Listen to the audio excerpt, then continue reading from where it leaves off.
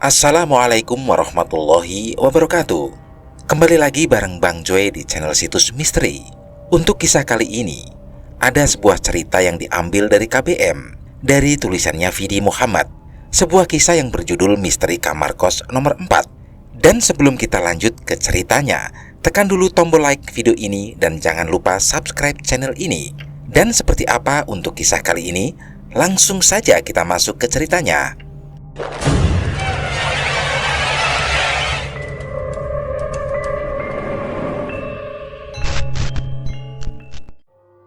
Dian adalah seorang gadis desa yang harus bekerja di luar kota demi mencukupi kebutuhan keluarganya. Saat dia ditempatkan di sebuah kota yang jaraknya sekitar 60 km dari tempat tinggalnya, Dian terpaksa harus menempati kos rumah Belanda berhantu karena rumah itu bisa dibilang cukup murah dari rumah kos lainnya. Pada tahun 2016 lalu, tinggallah keluarga kecil di sebuah desa yang terletak di salah satu kota di Provinsi Jawa Barat. Sebut saja Dian. Dian adalah seorang wanita karir yang bekerja di sebuah koperasi simpan pinjam di kotanya. Dengan pekerjaan itu, Dian harus bisa mencukupi kebutuhan keluarganya.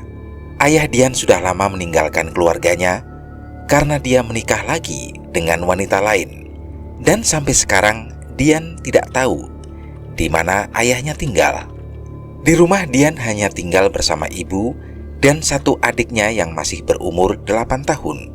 Jadi bisa dibilang Dian adalah tulang punggung keluarga. Dian adalah seorang wanita yang sedikit peka akan makhluk gaib.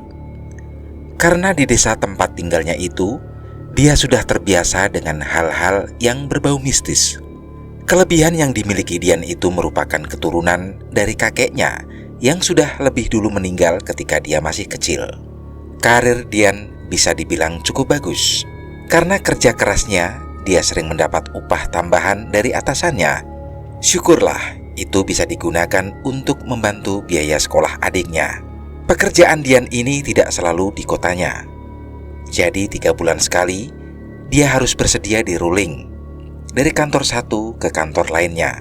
Pada suatu hari, Dian mendapat perintah dari atasannya bahwa dia akan dipindahkan keluar kota untuk di-rolling, dan jarak antara kota tempat Dian akan dipindah itu dengan rumahnya bisa dibilang cukup jauh, sekitar 50 km. Singkat cerita, tibalah waktu Dian pindah keluar kota. Dengan motor yang dimilikinya, setiap hari, kecuali hari Sabtu Minggu, Dian harus menempuh perjalanan kurang lebih 100 km untuk pulang dan pergi dari rumah menuju ke kantor yang berada di luar kota tersebut. Rutinitas ini sudah dilakukan Dian selama 1 bulan lamanya. Melihat rutinitas Dian ini, ibunya tidak tega kalau melihat Dian yang setiap hari harus berangkat pagi pulang malam. Lalu ibunya bilang pada Dian, "Nak, daripada kamu capek pulang malam terus, apa enggak sebaiknya kamu cari kos saja di sana?" "Tapi Bu, nanti kalau saya kos, siapa yang bantu ibu di rumah?" "Jangan pikirin ibu. Yang penting kesehatan kamu harus dijaga. Lagian di rumah kan ada Faisal adikmu." "Ya udah deh Bu, kalau begitu nanti aku cari kosan di sana. Tapi ibu tenang aja, setiap hari Sabtu malam Minggu aku pulang kok." "Ya sudah, yang penting kamu harus hati-hati dan jaga kesehatan ya nak." Keesokan harinya, tepat jam 6 pagi, Dian pamit sama ibunya untuk berangkat kerja. Setelah pamit, dia langsung berangkat dengan menggunakan motor hingga sampai di kantor sekitar jam setengah 8 pagi. Di kantor Dian punya seorang teman yang bernama Erlin. Sesampai di kantor, Dian bertanya pada Erlin, teman kantornya yang kebetulan dia tinggal di kota itu sendiri. "Hei Lin, ada kos murah nggak dekat sini?" "Buat apa Yan?" Katanya lo nggak mau ngekos, tanya Erlin balik. Ibu gue maksa jadi terpaksa gue harus kos. Lagian seminggu sekali kan gue bisa pulang, jawab Dian. Bentar ya, ntar gue bantu cari info, ucap Erlin.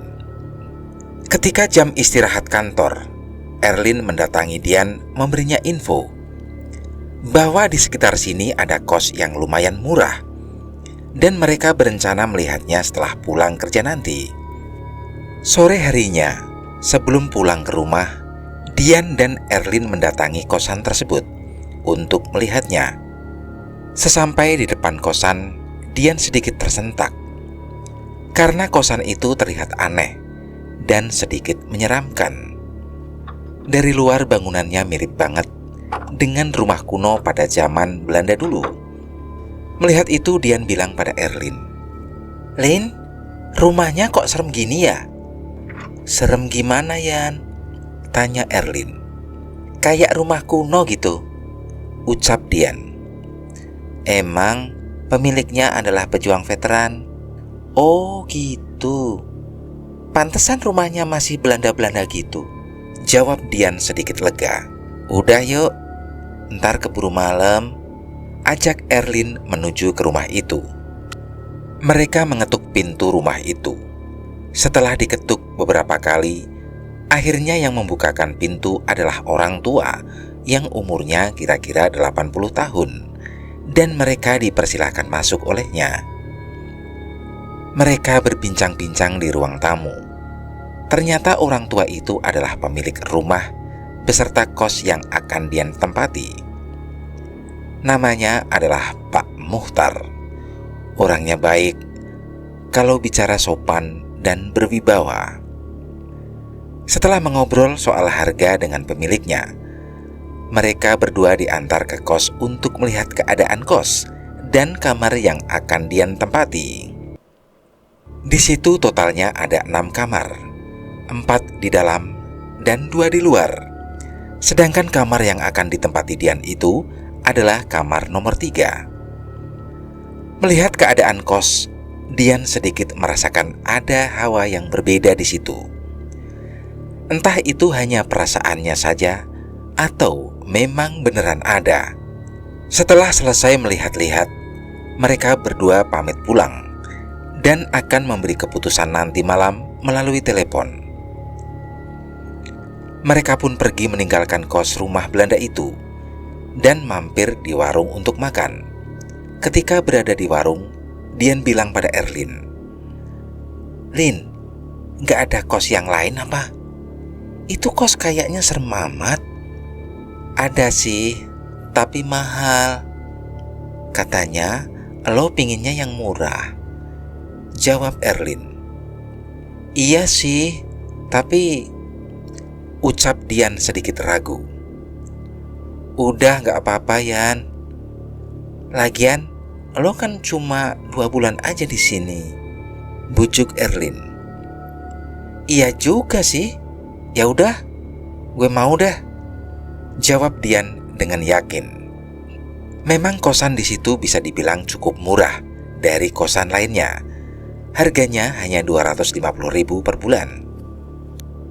Setelah makan, mereka berdua berpisah dan pulang ke rumah masing-masing. Sesampai di rumah, Dian langsung menghubungi bapak kos dan memberinya keputusan bahwa dia akan tinggal di sana selama 2 bulan. Keesokan harinya, Dian berangkat ke kantor lebih pagi karena dia akan mampir ke kos dulu untuk membayar uang kos dan menata kamar kosnya. Dia juga sudah membawa beberapa pakaiannya karena Dian berencana untuk langsung menempatinya hari ini. Sebelum berangkat, Dian pamit sama ibunya dan berpesan sama Faisal adiknya agar tidak nakal dan mau bantuin ibu di rumah. Setelah menempuh 1,5 jam perjalanan, sampailah Dian di kosan. Sesampainya di sana, dia langsung menemui bapak kos dan beliau memberikan kunci kamarnya kepada Dian. Dian langsung menuju ke kamarnya yang nomor 3, dan pagi itu suasana kosan lumayan ramai karena tetangga kamarnya pada bersiap-siap akan mulai aktivitasnya masing-masing. Sambil berjalan menuju ke kamarnya, Dian menyapa beberapa orang penghuni kos lainnya, hingga sampailah Dian di depan kamarnya. Dian membuka pintu kamar itu. Setelah dibuka, ternyata kamarnya terlihat rapi, tapi sedikit berdebu. Ya, maklum, karena mungkin kamar ini lama tidak ditempati. Awalnya Dian ingin membersihkan debu-debu yang menempel di meja dan lemari itu. Tapi karena waktunya sudah mepet, Dian pun hanya menaruh barang-barangnya di atas kasur saja. Kemudian dia bergegas berangkat ke kantor. Sesampai di kantor, Dian menemui Erlin dan meminta tolong untuk membantunya membereskan kamar kos setelah pulang dari kantor nanti. Dan Erlin pun mau membantu Dian. Sepulang dari kantor, mereka langsung menuju ke kosan dan membersihkan kamar yang masih berdebu. Nah, ketika sedang bersih-bersih itu, sekilas Dian melihat ada suara langkah kaki orang yang sedang berjalan di luar jendela. Spontan Dian langsung menengok keluar jendela, tapi tidak ada siapapun yang dia lihat. Dan anehnya, di luar jendela itu bukanlah jalan, melainkan kebun yang mungkin kepunyaan bapak kos. Dian pun mengabaikannya. Dia mengira mungkin itu bapak kos yang memang lagi di kebun. Lalu mereka lanjut bersih-bersih kamar. Setelah bersih-bersih kamar, Erlin pamit pulang dan Dian mulai tinggal di kos itu. Malam itu ketika sedang tiduran santai di kamar, tiba-tiba Dian merasakan ada hawa negatif di rumah ini. Dengan spontan, Dian pun melihat ke berbagai penjuru kamarnya. Ketika Dian sedang fokus memperhatikan kamarnya, tiba-tiba ada yang mengetuk pintu jendelanya dari luar. Spontan Dian kaget, karena setahu Dian, di luar jendela itu tidak ada jalan, melainkan kebun. Dan dari situ Dian mulai merasa ada yang tidak beres dengan kamar yang ia tempati ini. Dia merasa ada yang tidak suka kalau Dian menempati kamar ini. Tapi ya sudahlah, yang penting Dian tidak ada niat mengganggunya. 1 minggu Dian tinggal di kosan itu, tidak ada apa-apa. Tapi setelah 1 minggu kemudian, tepatnya hari Kamis, sepulang dari kantor, Dian berencana akan mandi. Letak kamar mandinya itu ada di ujung belakang, dan itu hanya ada 1. Jadi kalau mau mandi, mereka harus gantian dengan penghuni kos lainnya. Malam itu sekitar jam 7, ketika Dian sedang berjalan menuju kamar mandi itu, dia melewati 1 kamar yang ada di sebelah kamarnya, yaitu kamar nomor 4. Ketika sedang berjalan di depan kamar nomor 4 itu, tiba-tiba Dian mendengar ada suara wanita yang sedang bernyanyi sangat merdu. Mendengar itu, spontan Dian berhenti sejenak dan mendengarkan suara nyanyian itu lebih jelas lagi. Setelah didengarkan lebih jelas, ternyata suara nyanyian itu bersumber dari dalam kamar nomor 4. Tidak ada perasaan aneh ataupun takut waktu itu, karena Dian menganggap itu adalah suara penghuni kamar nomor 4 tersebut. Dan dia lanjut berjalan ke kamar mandi. Malam harinya ketika Dian sedang sibuk menyelesaikan pekerjaan yang tadi belum diselesaikan di kantor, tiba-tiba samar-samar dia mendengar suara nyanyian merdu dari seorang wanita yang tadi sempat didengarnya. Dian mengabaikannya karena dia menganggap itu adalah suara tetangga kamarnya yang memang sengaja nyanyi. Singkat cerita, sudah 1 bulan lamanya Dian tinggal di kosan itu. Dan selama 1 bulan itu setiap malam Jumat, dia selalu mendengar suara nyanyian seorang wanita dari kamar nomor 4 tersebut. Hingga akhirnya muncullah rasa penasaran di dalam diri Dian. Dia mencoba mencari tahu tentang kamar nomor 4 itu. Setelah pulang kerja, dia mendatangi kamar tetangga sebelah yang menghuni kamar nomor 3. Dia adalah Sarah. "Mbak Sarah, boleh saya bertanya sesuatu?" tanya Dian kepada Sarah. "Boleh, Mbak. Mau tanya apa memang?" "Kamar nomor 4 itu dihuni siapa ya, Mbak?" Setahu saya kamar itu kosong, Mbak." Mendengar itu Dian sedikit tersentak. Lalu dia lanjut bertanya, "Sengaja dikosongin? Apa belum ada penghuninya?" Aduh, kalau itu saya kurang tahu, Mbak Dian. Soalnya saya juga masih baru. Coba tanya Mbak Ratih di kamar nomor 1. Ucap Sarah yang tidak tahu banyak tentang kamar itu. "Oh gitu ya. Ya udah Mbak, makasih ya. Nanti saya ke sana deh." Lalu Sarah balik tanya kepada Dian, "Kalau boleh tahu, ada apa ya Mbak?" Enggak kok. Teman saya ada yang pengen kos di sini," ucap Dian sambil berbohong. Dian tidak mengatakan yang sebenarnya pada Sarah, karena dia tidak ingin Sarah ikut penasaran atau ketakutan nantinya. Setelah itu Dian segera pamit dari kamar Sarah dan menuju ke kamar Ratih. Tapi waktu itu Ratih sedang tidak ada di kamarnya. Karena melihat Ratih tidak ada di kamar, Dian kembali ke kamarnya dan menunggu Ratih kembali. Ketika jam 7 malam, akhirnya Ratih datang dan Dian langsung mendatangi kamar Ratih. Sesampai di kamar Ratih, Dian bertanya, "Maaf mengganggu ya Mbak?" Iya Mbak Dian, ada yang bisa saya bantu?" jawab Ratih dengan sopan. Lalu Dian mulai bertanya, "Gini Mbak, saya mau tanya, kamar nomor 4 itu dihuni siapa ya?" Mendengar pertanyaan Dian, Ratih terlihat gugup. Lalu Ratih menjawab, "Itu kamar kosong Mbak. Mending Mbak Dian jangan tanya soal kamar itu lagi deh." Mendengar jawaban itu, Dian semakin penasaran. Dalam hati dia bilang, kalau itu beneran kamar kosong. Terus, suara nyanyian itu suara siapa? Dian pun kembali bertanya pada Ratih, "Memangnya kenapa Mbak Ratih?" Awalnya Ratih enggan menjawab, tapi karena Dian terus mendesaknya, akhirnya Ratih membuka omongan. "Sejak saya kesini, kamar itu kosong. Saya tidak tahu kenapa Bapak kos mengosongkan kamar itu. Beberapa kali ada yang baru yang ingin menempati kamar itu, tapi tetap saja tidak boleh." Mendengar itu, Dian pun membuka omongan kepada Ratih. "Setiap malam Jumat, saya selalu mendengar suara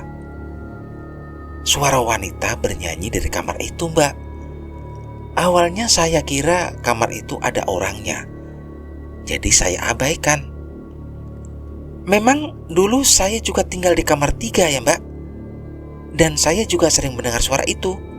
Makanya saya pindah ke kamar ini agar lebih jauh," ucap Ratih yang ternyata juga tahu tentang suara nyanyian itu. Mendengar itu Dian syok. Ternyata apa yang dirasakan itu memang benar, bahwa di situ memang ada penghuninya, tapi bukan manusia, melainkan makhluk halus. Dian bukannya takut, tapi malah lebih penasaran. Dia ingin masuk ke kamar tersebut untuk melihatnya, tapi kamar itu terkunci rapat. Keesokan harinya, sebelum berangkat kerja, diam-diam Dian mendatangi kamar itu dan mengintip dari sela-sela lubang kunci.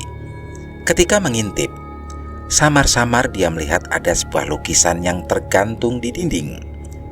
Lukisan itu tidak terlalu jelas karena kondisi kamarnya lumayan gelap. Ketika sedang memperhatikan lebih jelas lukisan itu melalui lubang kunci, tiba-tiba Dian dikagetkan oleh kedatangan Bapak kos dari belakang. "Apa yang kamu lakukan di situ, Nak?" Spontan Dian kaget, karena tiba-tiba saja Bapak kos sudah berada di belakangnya. Dengan gugup Dian menjawab, "Enggak Pak, saya cuma kebetulan lewat aja kok." Lalu Bapak kos menjawab, "Ya sudah, kamu berangkat kerja sana." Lalu Dian bilang ke Bapak kos, "Pak, saya mau pindah ke kamar ini, boleh nggak?"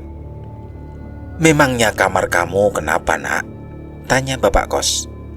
"Saya kurang nyaman Pak dengan kamar saya, jadi saya ingin pindah," Jawab Dian agar diperbolehkan pindah ke kamar ini. Kamar itu tidak bisa ditempati, jawab bapak kos dengan singkat. Memangnya kenapa, Pak? Tanya Dian semakin penasaran. Kamu tidak perlu tahu, jawab bapak kos dengan singkat lagi. Mendengar penjelasan dari bapak kos, Dian malah semakin penasaran. Sebenarnya ada apa sih di kamar itu? Dan kenapa sampai tidak boleh dihuni? Tapi usaha Dian tidak berhenti sampai di sini. Dia terus membujuk bapak kos agar diperbolehkan pindah ke kamar itu. Hingga akhirnya Dian diperbolehkan pindah ke kamar nomor 4 itu, tapi dengan sebuah syarat. Ya sudah, kalau kamu mau maksa. Tapi selama Nak Dian tinggal di kamar itu, Nak Dian tidak boleh tidur dengan memposisikan kepala ke arah utara. Dan jangan pernah memindahkan apapun yang sudah tertata di kamar itu. Memangnya kenapa, Pak?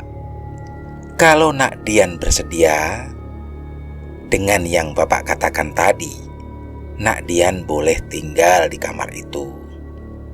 Tapi kalau tidak, ya sudah, jawab bapak kos. Akhirnya dengan percaya diri Dian menjawab, ya sudah Pak, saya bersedia.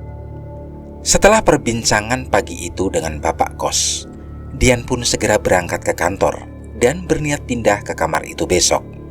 Karena kebetulan besok Dian mendapat libur kerja karena tanggal merah. Sepulang dari kantor, Dian mengemasi barang-barangnya untuk persiapan pindah kamar. Keesokan harinya, Dian mulai menempati kamar nomor 4 itu. Setelah diberi kunci sama bapak kos, perlahan Dian membuka kunci pintu kamar itu. Nah, belum sampai Dian membuka pintunya, tiba-tiba dia dikagetkan oleh suara Ratih yang tiba-tiba datang dari belakangnya. Mbak Dian, ucap Ratih memanggil Dian. Mendengar itu spontan Dian kaget. Lalu Ratih bertanya, Mbak Dian ngapain ke kamar itu? Mbak Ratih, bikin kaget aja. Saya mau menempati kamar ini, jawab Dian dengan kaget. Lalu Ratih berjalan mendekati Dian dan berlanjut mengucap, Kamu serius mau menempati kamar ini? Tanya Ratih dengan ekspresi gugup. Lalu Dian menjawab, Seriuslah Mbak Ratih, saya penasaran dengan suara wanita yang menyanyi itu. Tapi belum sempat Ratih melanjutkan pembicaraannya, Dian menyahut, Udah, saya nggak apa-apa kok Mbak Ratih, ucap Dian meyakinkan Ratih. Dian membuka kamar itu dan masuk. Karena penasaran, Ratih juga ikut masuk ke kamar itu bersama Dian. Sesampai di dalam ternyata kondisi kamarnya sangat berantakan. Kamarnya cukup luas. Ada satu tempat tidur, lemari, cermin, meja kayu yang sudah lapuk, satu buah kursi goyang dan lukisan wanita yang sebelumnya pernah dilihat melalui lubang kunci pintu. Kamar ini seperti sudah lama sekali tidak ditempati, karena terlihat dari sarang laba-laba yang bersemayam di setiap pojokan atap kamarnya. Lalu Dian membersihkan kamar itu sambil sedikit dibantu Ratih. Ketika sedang sibuk membersihkan kamar, sekejap mereka mendengar ada suara anak kecil yang tertawa lirih. Mendengar suara itu, spontan mereka berdua saling menatap, diam. Lalu Ratih berucap, Mbak Dian, yakin mau menempati kamar ini? Yakin Mbak? Kalau mau, Mbak Ratih bisa sering-sering main ke sini. Atau mau tidur di sini juga boleh, ucap Dian sambil tersenyum. Lalu Ratih menjawab, Enggak deh, makasih. Tidak lama kemudian Ratih pamit keluar, meninggalkan kamar itu. Dan Dian lanjut membersihkan kamar sendiri. Setelah 30 menit kemudian akhirnya kamar itu sudah bersih dari debu-debu yang menempel. Kemudian Dian mengambil barang-barangnya dari kamar sebelumnya dan memindahkannya ke kamar itu. Dian mendekati lemari yang ada di situ dan akan menaruh bajunya ke dalam. Ketika akan membuka pintu lemari sekejap, Dian mendengar suara yang tadi sempat didengarnya lagi, yaitu suara tertawa lirih anak kecil.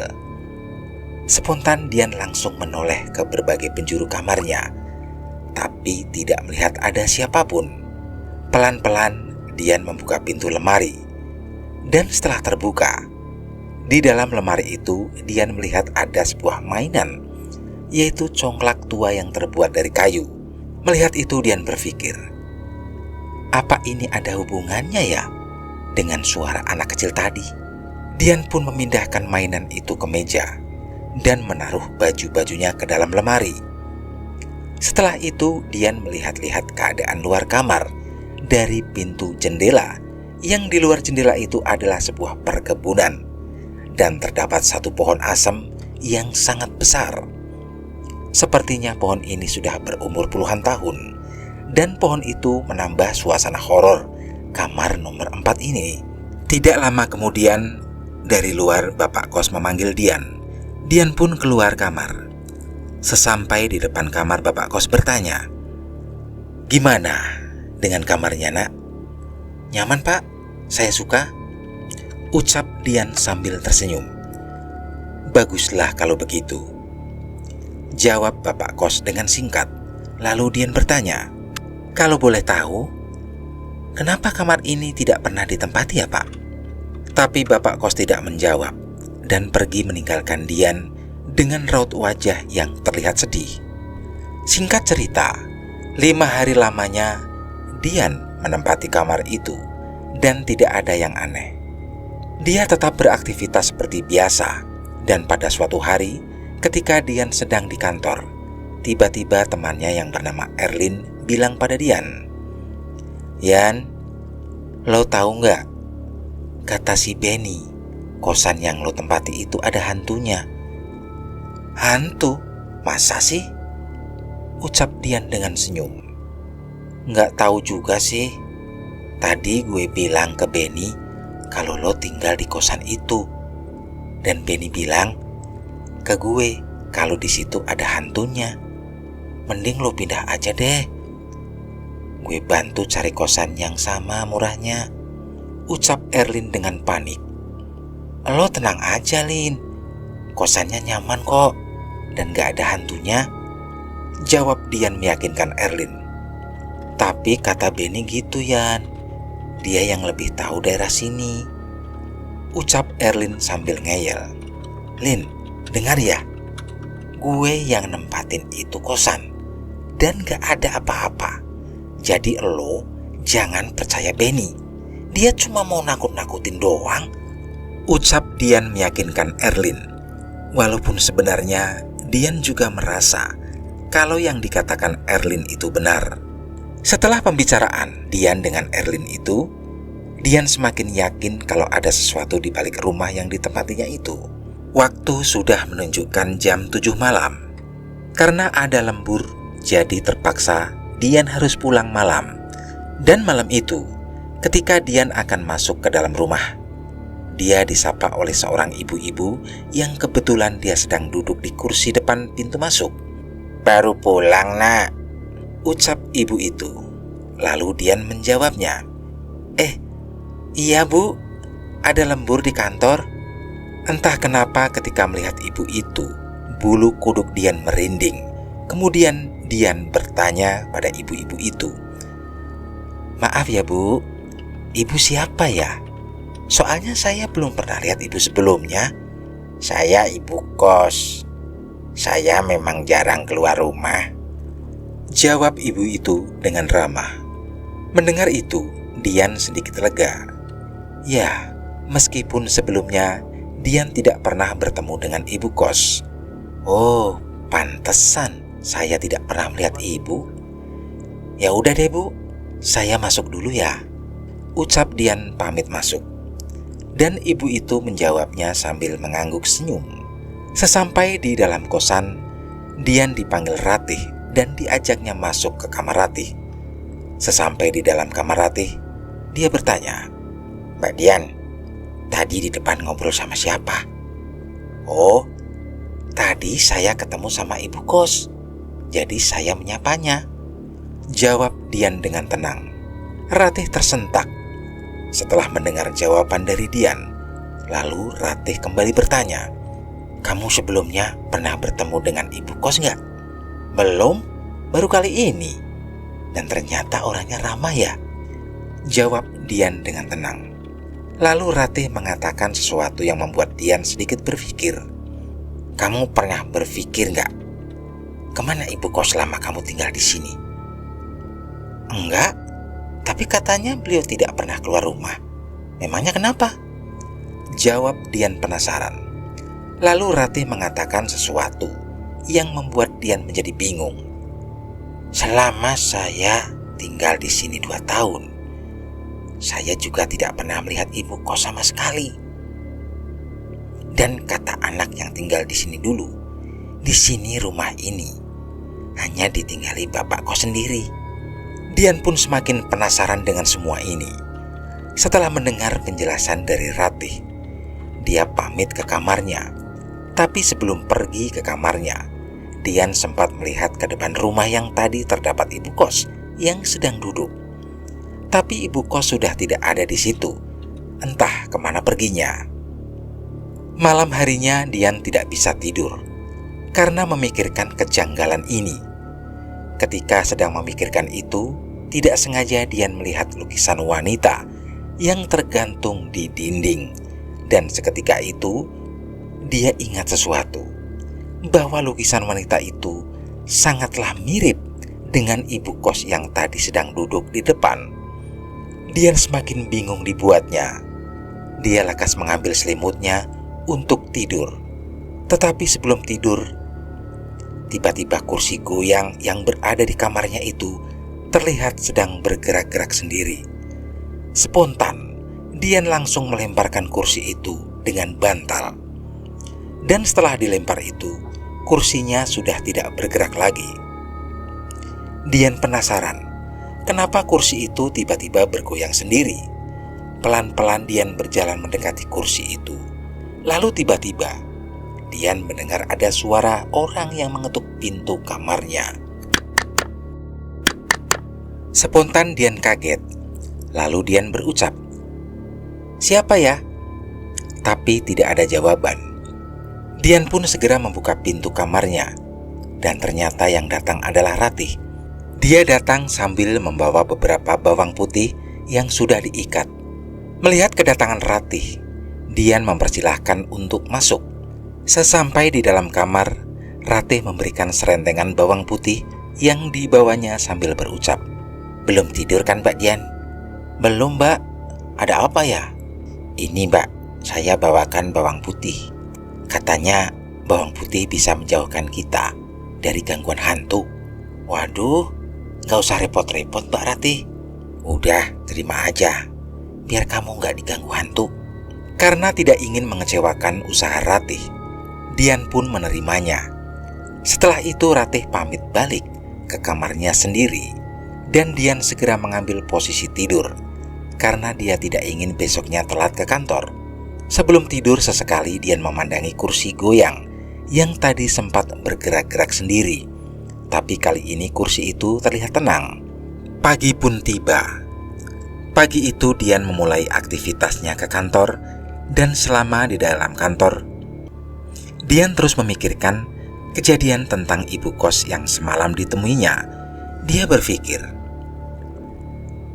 sebenarnya ada apa ya dengan ibu kos? Kenapa dia tidak pernah keluar rumah? Akhirnya Dian mempunyai inisiatif untuk menanyakan hal ini ke tetangga rumah kosnya. Sebenarnya Dian ingin menanyakannya kepada Benny, tapi tidak jadi karena Dian tidak ingin nantinya Erlin tahu. Sepulang dari kantor, Dian mengajak Ratih untuk mendatangi salah satu tetangga rumah itu. Dan Ratih mau ikut bersama Dian. Mereka pun datang ke salah satu rumah tetangganya. Sesampai di rumah itu, mereka dipersilahkan masuk. Dan mereka duduk di ruang tamu. "Mbak-mbak ini yang tinggal di kosan Pak Mukhtar ya?" tanya ibu penghuni rumah itu. Lalu Dian menjawab, "Iya Bu, saya kesini ingin tanya sesuatu." "Boleh, Mau tanya apa? Saya mau tanya tentang ibu kos tempat kami tinggal. Waduh, kalau soal itu saya kurang tahu. Soalnya saya baru beberapa tahun tinggal di sini. Coba tanya ke Pak Imron yang rumahnya dekat musola itu, jawab ibu itu kepada mereka berdua. Dian dan Ratih segera mendatangi rumah Pak Imron dan tidak lupa mengucapkan permisi dan terima kasih pada penghuni rumah itu. Sesampai di rumah Pak Imron, mereka juga dipersilakan masuk. Awalnya Dian mengira Pak Imron ini masih muda. Ternyata beliau sudah amat tua, ya seumuran Pak Muhtar, bapak kos mereka.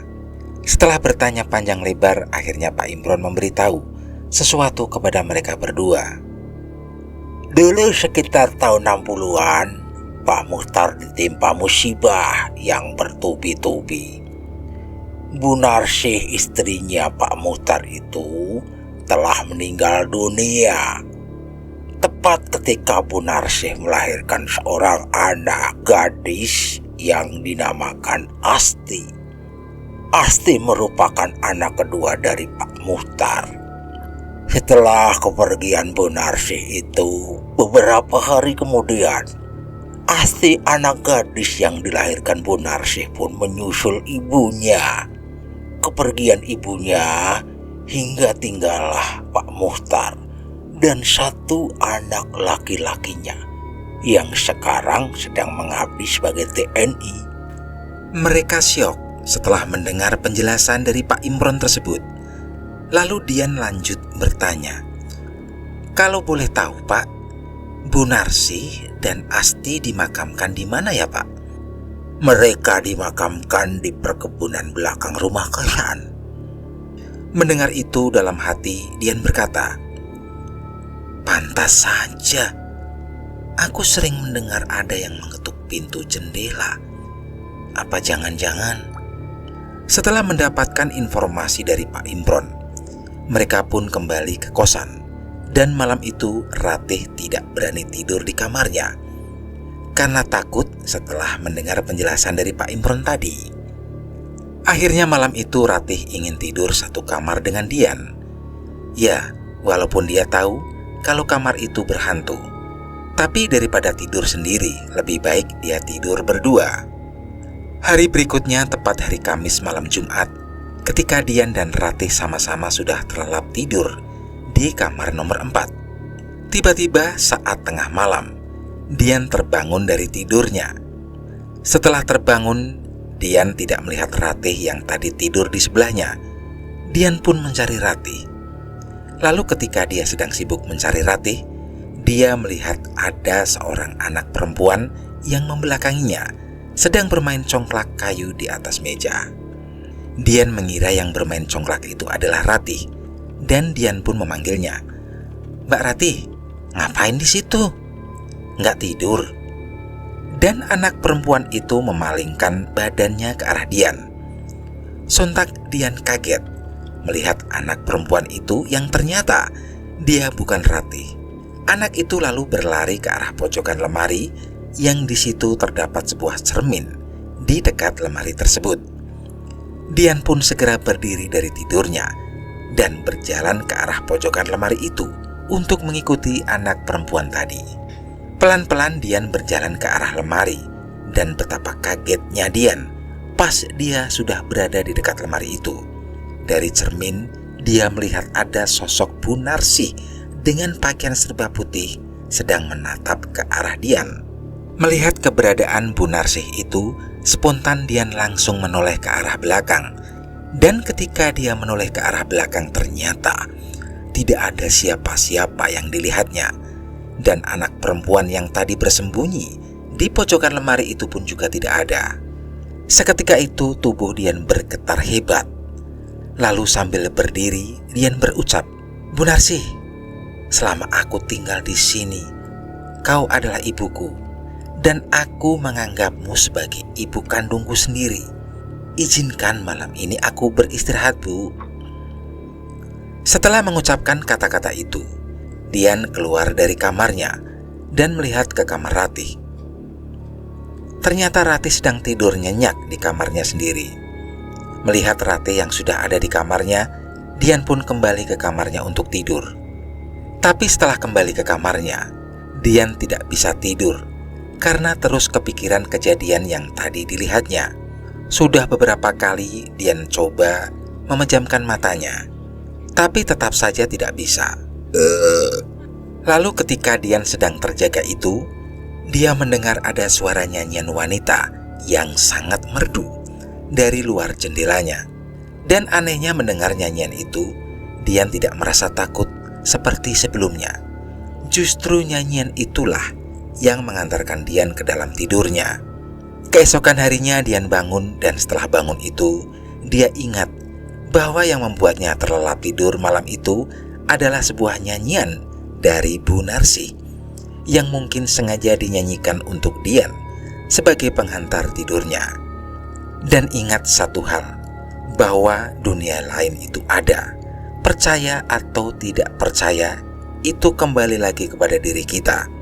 Tapi kita sebagai manusia harus percaya pada kuasa Tuhan. Pagi itu Dian bersiap-siap mandi karena hari ini dia harus ke kantor. Sepulang dari kantor, dia menemui bapak kos dan bertanya tentang Bu Narsih kepadanya. Melihat Dian yang sepertinya tahu semuanya, bapak kos pun menceritakan kepada Dian, ibunya Asti adalah wanita yang baik, tidak neko-neko, dan penurut. Karena dia, aku bisa sampai sekarang ini. Tapi sayang, begitu cepat Tuhan memanggilnya, ucap Pak Muhtar sambil menahan tangisnya. Mendengar itu hati Dian tersayat.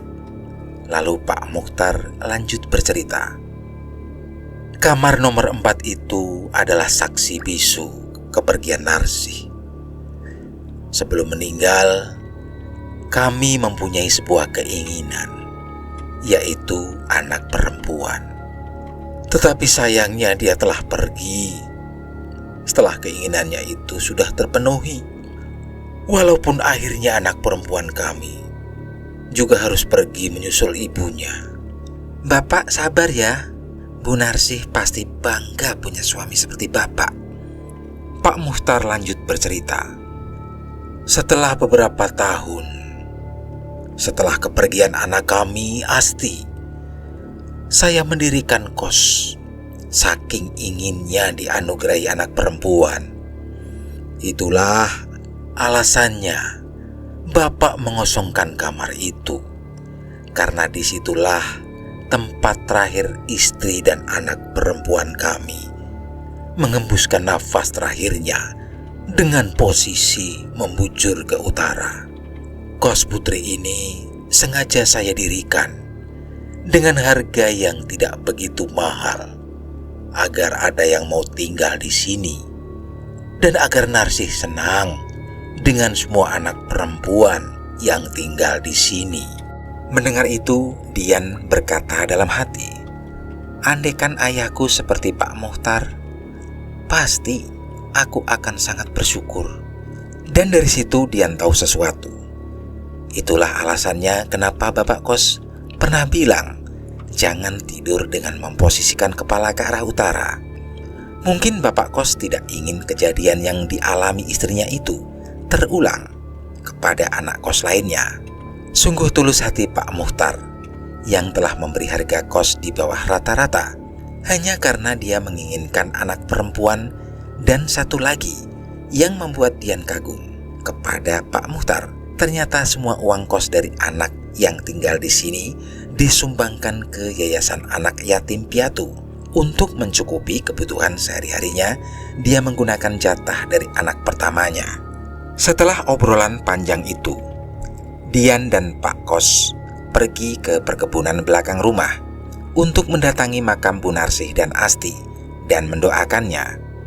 Setelah itu Dian mendatangi kamar Ratih dan bertanya kenapa semalam dia pindah ke kamarnya sendiri. Dan di situ Ratih bilang bahwa semalam dia melihat ada anak perempuan yang sedang bermain di atas meja. Karena takut, Ratih tidak sempat memberitahu Dian dan lekas kembali ke kamarnya. Dian pun memberi pengertian kepada Ratih agar tidak takut lagi dengan semua ini. Karena pada dasarnya seorang ibu pasti akan menyayangi anak-anaknya. 1 minggu kemudian, semenjak kejadian yang dialaminya itu, Dian sudah tidak takut lagi dengan suara anak perempuan nangis dan suara nyanyian itu. Saat itu juga Dian akan meninggalkan rumah kos karena dia harus kembali ke kotanya untuk di-rolling lagi. Dan apa yang ia alami ini akan menjadi pengalaman yang tak terlupakan.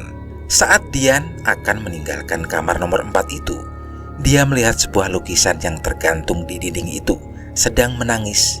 Dan datanglah sebuah nyanyian yang sangat merdu. Dian pun ikut menyanyi. Lalu dari belakangnya terlihat Ratih juga ikut nyanyi sambil tersenyum memegang pundak Dian. Ketika akan pergi meninggalkan rumah itu, dari kejauhan Dian melihat ada Bu Narsi dan Asti sedang tersenyum kepadanya dan akan abadi di rumah itu.